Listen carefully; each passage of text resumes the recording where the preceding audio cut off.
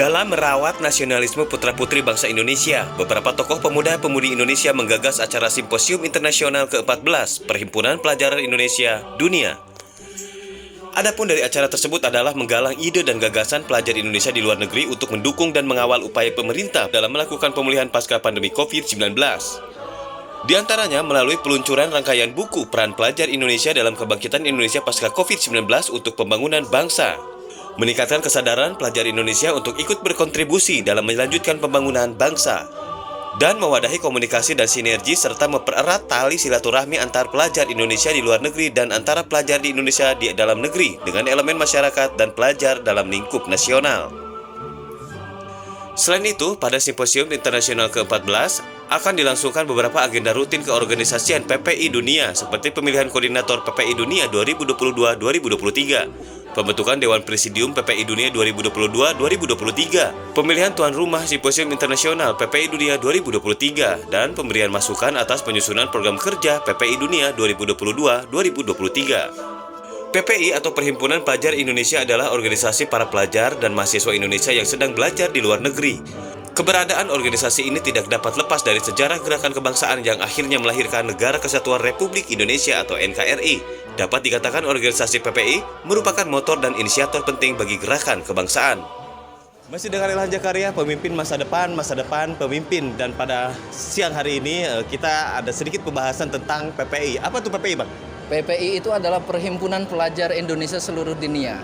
Jadi semua pelajar Indonesia yang saat ini sedang studi di luar negeri ini tergabung dalam PPI. Nah, PPI ini tuh sudah sangat tua, Bang. Jadi bedanya dengan mahasiswa apa itu, Pak? Mahasiswa yang ada di luar negeri itu pasti secara otomatis tergabung dengan PPI. Gitu, di seluruh negara. Saat ini anggotanya PPI dunia itu ada di 60 negara, Bang. Oh. Jadi terus persiapan untuk kongres ya? Ya, saat ini kita sedang mempersiapkan untuk simposium internasional dan kongres. Dan rencananya adalah kita akan mengambil momentum 100 tahun usia PPI. Oh. Bentar. 100 tahun mahasiswa-mahasiswi PPI. Dihitungnya dari kapan? Dihitungnya dari 1922. Dulu 1908 itu namanya Hindi Vereniging. Lalu pada 1922 itu berubah menjadi Indonesia Vereniging. Nah, disitulah muncul nama Perhimpunan Indonesia. Disitulah ada Bung Hatta, Pak. Bentar. Berarti 100 tahun ini belum pernah ada yang dibuat di sini seperti acara yang akan dibuat nanti tanggal berapa?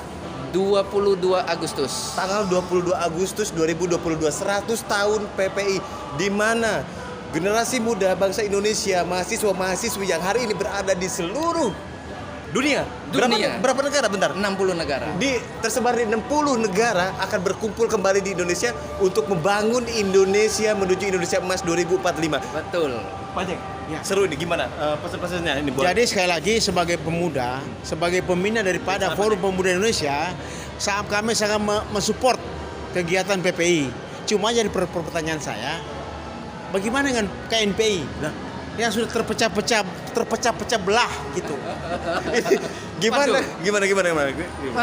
Besar harapan kalau saya secara pribadi bisa bersatu, karena tentunya para pemuda ketika misalkan disatukan akan menjadi sumber kekuatan. Benar. Di sinilah. Ini yang maksud pemuda. Jadi Saya berpikir saya dipotong sedikit. Siap. Dari 60 negara itu masing-masing negara berapa orang? Yang terbesar adalah PPI Australia dengan total 22.000 anggota. Wah, kalau Indonesia? Wah, Saat ini anggota total keseluruhan dari PPI dunia itu 120.000 lebih. Wah, luar biasa Pak Jeng. ya semoga kesempatan Pak Jokowi untuk membuka ini kami support dengan senang hati. Oke.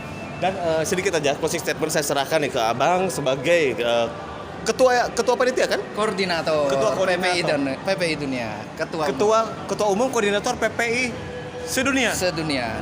Ketua panitia. dan ketua panitia. Bukan, ketua panitianya dari Australia. Beda. Acaranya di Indonesia. Acaranya di Wah. Indonesia. Oke, kalau begitu Ya. closing statement buat mahasiswa-mahasiswi yang tergabung di PPI di seluruh Indonesia, 1 menit silakan.